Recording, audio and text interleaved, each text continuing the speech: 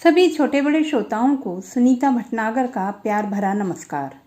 Audio stories के हमारे channel कहानी जगत में आप सभी का स्वागत है। आइए सुनते हैं दीप्ति मित्तल द्वारा रचित कहानी रेतीली लकीर। एक लड़का था, कुछ दिन पहले तक बिल्कुल साधारण, सड़क पर चलते फिरते टकराते आम लड़के जैसा, ऐसा कि कोई उसे पलट कर देखना ज़रूरी न समझे। मगर आजकल कुछ खास हो चला था। मिजाज कुछ बदले से थे, रंगत निखर आई थी उसकी।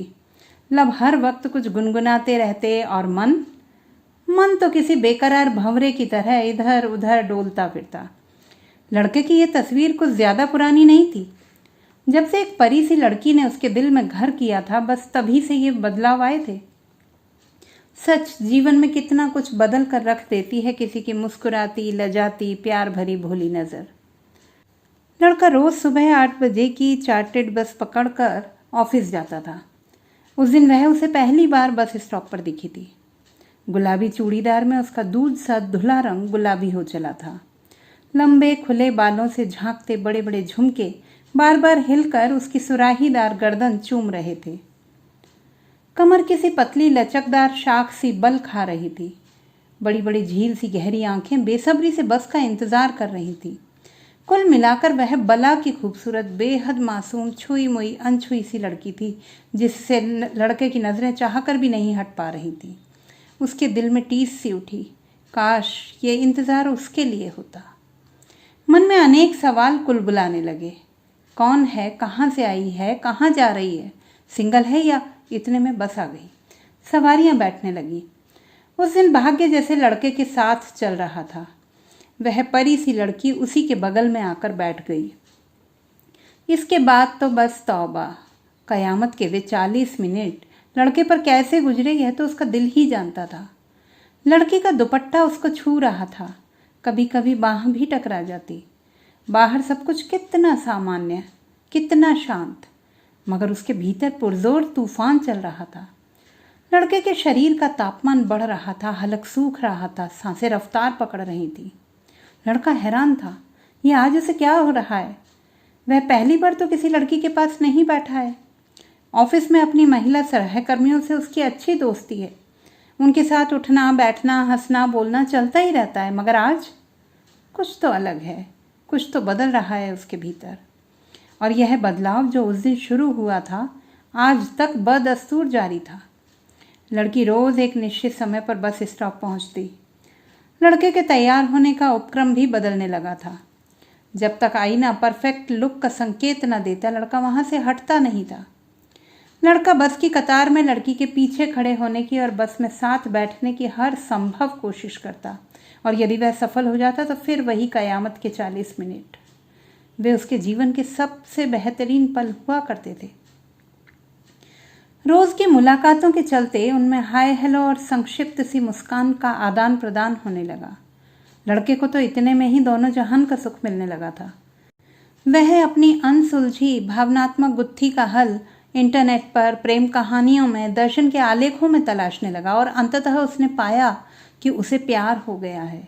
सच्चा प्यार, साथ साथ जीने मरने की कसमों वाला प्यार, जन्म जन्मांतर तक अटूट रहने वाला प्यार, शारीरिक आकर्षण से परे रूहानी पवित्र प्यार। और इस प्यार के मधुर एहसास से उसका रोम रोम गुंजायमान होने लगा। लड़की भोली थी, मगर नासमझ नहीं। लड़के के प्यार की स्पंदित तरंगें उसको छू रही थीं। वह उनको जानकर भी अनजान बनी हुई थी। धीरे धीरे दोनों में संक्षिप्त वार्तालाप होने लगे। सहजता बढ़ने लगी, साथ साथ चहलकदमी भी होने लगी। लड़का लड़की को उसके ऑफिस तक सी ऑफ करने लगा, और लड़की भी गर्दन को हल्का सा टेढ़ा करके मुस्कुराते हुए बाय, सी यू कहने लगी। फिर उनकी मुलाकातें बस स्टॉप के दायरे से निकलकर दूर समुद्र तटों तक पसरने लगी। दोनों वीकेंड पर और कभी कभी ऑफिस के बाद भी समंदर के किनारे एक दूसरे के हाथों को थामे, कभी चमकीली रेत पर अपने कदमों के निशान छोड़ते, तो कभी कहीं ओट में बैठकर डूबते सूरज का सौंदर्य निहारते। दरअसल सूरज का सौंदर्य तो बस लड़की ही निहारा करती। लड़का तो तिरछी नजरों से लड़की की सौंदर्य आभा का रसपान किया करता, जो सुनहरी किरणों से नहाकर और भी प्रदीप्त हो उठती। अब लड़के को मात्र इतने में संतोष मिलना बंद हो गया था। उसकी बेकरारी बढ़ने लगी। वह लड़की को बता देना चाहता था कि वह उसके प्यार में पूरी तरह डूब चुका है। वह उस पर सब कुछ कुर्बान कर सकता है, दुनिया भर की खुशियां उसके कदमों में बिछा सकता है। मगर जब भी वह लड़की से कुछ कहने की कोशिश करता, लड़की बात का रुख मोड़ देती। अब तो जैसे लड़के की जान पर बनाई थी। प्राण हरने वाले इस तूफानी आवेग को रोकना उसके लिए असंभव होता जा रहा था। अतः आज वह घर से पूरा पक्का इरादा करके निकला कि चाहे जो भी हो जाए वह आज अपने दिल की बात कहकर ही रहेगा। शाम को दोनों मिलने की तय जगह पर पहुंचे। आखिरकार लड़के ने एक बड़ी सी शिला के पीछे लड़की का हाथ थामकर प्रणय निवेदन कर ही दिया। मैं तुमसे बहुत प्यार करता हूँ। तुम्हारे सिवाय मुझे न कुछ दिखाई देता है न कुछ सूझता है। तुम मेरे जीवन का पहला और आखिरी प्यार हो। लड़का जुबान के जरिए अपना दिल खोल कर रख रहा था और लड़की उसे एकटक निहार रही थी।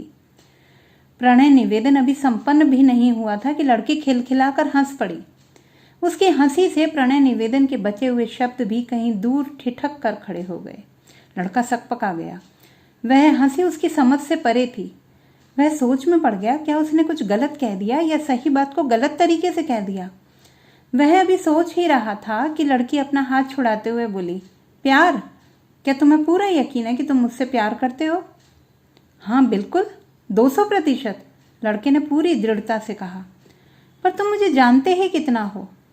प्यार करने के लिए किसी को जानना जरूरी नहीं, बस चाहना जरूरी होता है।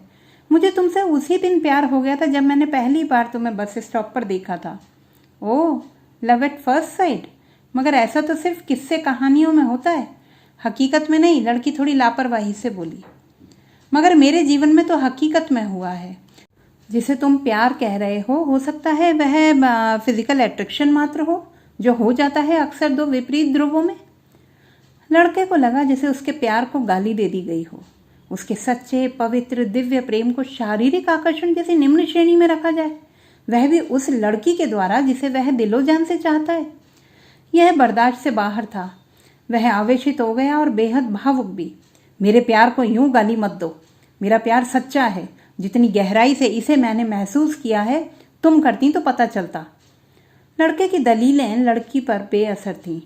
वह कहने लगी, अच्छा, अगर मैं इतनी खूबसूरत ना रहूं तो भी मेरा प्यार कम ना होगा। अगर मेरा एक्सीडेंट हो जाए, हाथ पैर टूट जाए या चेहरा बिगड़ जाए तो भी मेरे प्यार की शिद्दत कम ना होगी। मेरा प्यार शारीरिक सीमाओं में बंधा, कारणों और अपेक्षाओं पर टिका दिखावटी प्यार नहीं है। मेरे लिए तो यह शरीर से परे दो आत्माओं का स्वार्थ और वासना रहित जन्म जन्मांतर का संबंध है। लड़का बेहद भावुक हो चला था। अपना पक्ष रखने के लिए उसे जो शब्द, जो भाषा मिल रही थी, वह उनका प्रयोग कर रहा था। उसकी आंखों का आवेश कह रहा था, चाहो तो मेरे प्यार की अग्नि परीक्षा ले लो, मैं तैयार हूं, मगर भगवान के लिए मुझ पर विश्वास करो। मगर वो कोमलांगना तो जैसे पाषाण हृदया हो चली थी। फिर वही उन्मुक्त हंसी, जैसे कह रही हो, मुझे तुम पर जरा भी विश्वास नहीं। मगर लड़का भी हथियार डालने को तैयार न था। पास खड़ी पत्थर की शिला पर एक गहरी लकीर खुदी हुई थी। लहरों के तेज थपेड़े आकर उसका अस्तित्व मिटाने की कोशिश कर रहे थे, मगर वह हर वार को झेलकर अडिग और अमिट थी। लड़के ने थोड़ा संभल कर पुनः कहना प्रारंभ किया, यह लकीर देख रही हो ना? तेज लहरों के थपेड़े झेलकर भी यह अपनी जगह कायम है। मेरे दिल पर भी तुमने एक ऐसी ही लकीर बना दी है जिसे दुनिया की कोई ताकत, कोई तूफान, यहाँ तक कि तुम्हारी बेरुखी या मनाही भी अब मिटा नहीं सकती। लड़की कुछ पल चुप रही। उसने अपनी उंगलियों से रेत पर एक लकीर खींच दी। मुझे तो लगता है प्यार इस रेत पर खींची लकीर जैसा है, जिसको मिटाने के लिए बड़ी नहीं बल्कि एक छोटी सी लहर ही काफ़ी है। और कुछ क्षणों बाद एक लहर आई और उस रेतीली लकीर को मिटाकर चली गई। लड़की के तर्कों से लड़का झुंझला गया। आखिर यह चाहती क्या है? या तो मेरे प्यार पर विश्वास कर उसे स्वीकार करे या सीधे सीधे ठुकरा दे। मेरे प्यार की श्रेणी भला वह कैसे तय कर सकती है? अच्छा, बहुत देर हो गई, अब मैं चलती हूँ। तुम्हारे प्यार का मैं कल जवाब दूंगी, कहकर लड़की तेजी से उठ खड़ी हुई और जाने लगी। अरे सुनो, रुको तो। लड़का पीछे से पुकारता रहा, मगर वह चलती जा रही थी। वह रात लड़के के लिए बहुत लंबी थी, जो उसने खुली आंखों से काटी। कल उसके प्यार की किस्मत का फैसला जो होना था। लड़का आश्वस्त था कि लड़की इनकार नहीं करेगी। प्रणय निवेदन के बाद उसके भाव और शारीरिक भाषा कहीं से भी ऐसी नहीं थी कि जिसमें इनकार या बेरुखी छिपी हो। वह बस कुछ खेल सा कर रही थी उसके साथ। अगली शाम मुलाकात के तय समय पर वो आ रही थी। नीले परिधान में किसी जलपरी सी दिखती लड़की को लड़का अपलक निहार रहा था। वह चुपचाप आकर लड़के के पास बैठ गई। लड़का कुछ बोलने को हुआ तो लड़की ने उसके मुंह पर हाथ रख दिया। कल बहुत कुछ बोला तुमने, आज मेरी सुनो, सिर्फ मेरी। आज लड़की की गंभीर आंखें कुछ रहस्य सा समेटे प्रतीत हो रही थीं। लड़का चुप हो गया और लड़की ने बोलना आरंभ किया। आज मैं तुम्हें एक कहानी सुनाती हूँ। सत्य कथा या काल्पनिक? लड़के ने पूछा। दोनों में से कुछ भी हो सकता है। तुम्हारी या किसी और की? दोनों में से किसी की भी हो सकती है, लड़की ने हंसते हुए वही जवाब दोहराया। एक छोटी सी प्यारी गुड़िया थी, तितली सी उड़ती, चिड़िया सी चहकती, माँ की दुलारी, अपने पापा की प्यारी, घर की इकलौती रौनक थी वह। उम्र यही कुछ 11-12 साल रही होगी। उसके पापा के एक बहुत अच्छे दोस्त थे जिन्हें वह प्यार से चाचा कहकर पुकारती थी। अकेले थे इसलिए घर पर लगभग रोज का आना जाना लगा रहता था। जब भी गुड़िया के पापा किसी काम से बाहर जाते तो वे बाहर के सारे काम संभाल लेते, बाजार से सामान ला देते, गुड़िया को स्कूल ले जाते, ले आते, जब भी घर आते उसके लिए चॉकलेट ज़रूर लाते, उसके साथ बैडमिंटन भी खेलते। शाम होते ही गुड़िया को उनका इंतज़ार सा रहता, उनसे मिले बिना जैसे उसका दिन ही पूरा नहीं होता था। अपने पापा से ज़्यादा वह चाचा के साथ खुश रहती। उसे लगता कि चाचा जी पापा के नहीं बल्कि उसके दोस्त हैं। सभी कुछ बहुत अच्छा चल रहा था। लड़की थोड़ी देर के लिए गहरे मौन में खो गई। नजरें आसमान को ताक रही थीं, जैसे वहाँ से उस अधूरी कहानी के बिखरे शब्दों को समेट रही हो। लड़का सब कुछ खामोशी से सुन रहा था। वह अनमना सा हो चला। रात भर की बेचैनी के बाद वह जो सुनना चाहता था वह यह सब तो बिल्कुल नहीं था। लड़की फिर से अजब पहेली बनी हुई थी, फिर कुछ नया खेल रच रही थी। लड़के के कान शब्दों को अनसुना कर रहे थे। उसका सारा ध्यान अपने पास रखे लड़की के खूबसूरत हाथों पर था, जिन्हें थामने के लिए उसके हाथ मचल रहे थे। लड़की ने आगे कहना आरंभ किया। एक बार गुड़िया के मम्मी पापा को बेहद ज़रूरी काम से बाहर जाना था, मगर गुड़िया के एग्ज़ाम चल रहे थे। उसे वे न साथ ले जा सकते थे, न ही घर पर अकेले छोड़ सकते थे। ऐसे में उसके अंकल बोले, आप दोनों निश्चिंत होकर जाइए, गुड़िया की जिम्मेदारी मुझ पर छोड़ दीजिए। जाइए, मैं सब संभाल लूँगा, मैं उसके खाने पीने पढ़ाई का पूरा ध्यान रखूँगा, आखिर वह मेरी बेटी जैसी है। चाचा पारिवारिक सदस्य थे और गुड़िया भी उनके साथ बहुत खुश रहती थी। उनका आग्रह गुड़िया के मम्मी पापा को सही भी लगा और सुविधाजनक भी, अतः उन्होंने उसे स्वीकार कर लिया। सुन रहे हो? लड़की ने लड़के को हल्के से झकझोरा। हाँ हाँ सुन रहा हूँ, आगे बोलो, लड़का बेपरवाह सा बोला। उस दिन तक तो सब कुछ ठीक था, मगर उस दिन के बाद गुड़िया की कहानी पूरी तरह बदल गई। उस रात गुड़िया का सामना अपने अंकल से नहीं बल्कि एक गिद्ध से हुआ, जिसने उस रात अपना असली रूप प्रकट किया। उसने अपनी कुदृष्टि मासूम अबोध गुड़िया पर डाली और उसके शरीर के साथ उसकी आत्मा और विश्वास को भी तार तार कर दिया। वह नन्ही सी जान न कुछ समझ सकी, न अपनी रक्षा में कुछ कर सकी। कहते कहते लड़की रुक गई, उसका गला रुंध गया, आंखें पनीली हो गईं। कहानी के अंतिम अति संवेदनशील वाक्य सुनने पर लड़का ऐसे ठिठका जैसे उसे किसी ने रूमानी कल्पनाओं के आकाश से खींच पथरीली जमीन पर पटक दिया हो। बात अब दिल से निकलकर दिमाग के दायरे में जा चुकी थी। वहां तर्क वितर्क चलने लगे। आखिर लड़की ऐसी नाजुक कहानी क्यों सुना रही है? मुझे इससे क्या मतलब? इसका मेरे प्यार के जवाब से क्या संबंध? अच्छा जरा बताओ तो, एक पढ़ा लिखा सज्जन सम्माननीय इंसान पल भर में कैसे पशुता की निम्नतम सीमाओं को लांघ जाता है? जरा भी वक्त नहीं लगता उसे इतना लंबा सफर तय करने में। वह कैसी मानसिकता है जो उसे पल भर में अपना और दूसरों का मान सम्मान, भविष्य, चरित्र सभी कुछ दांव पर लगाने को मजबूर कर देता है? लड़का निरुत्तर था। वह यहाँ ऐसे किसी अप्रत्याशित प्रश्न का सामना करने के लिए तैयार होकर नहीं आया था।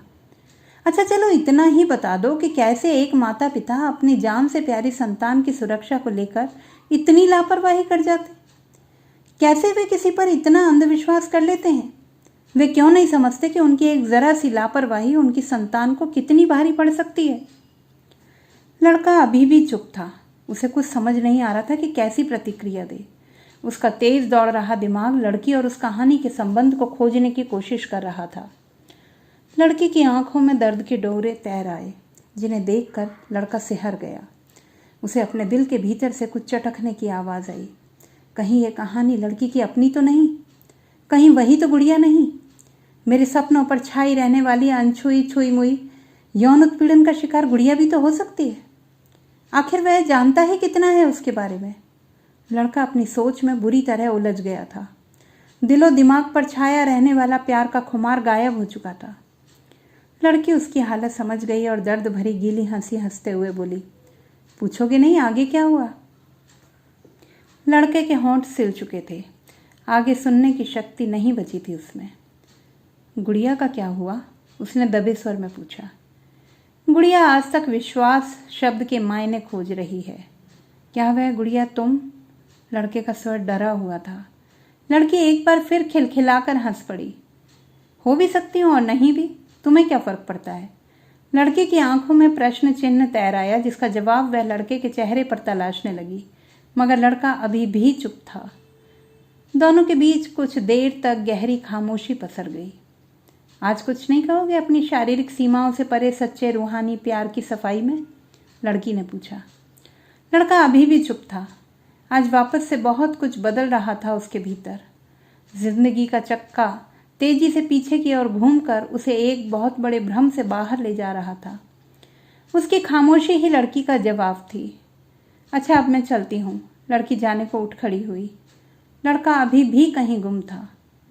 लड़की धीरे धीरे चलने लगी, फिर पलटकर बोली, आज जाने से रोकोगे नहीं?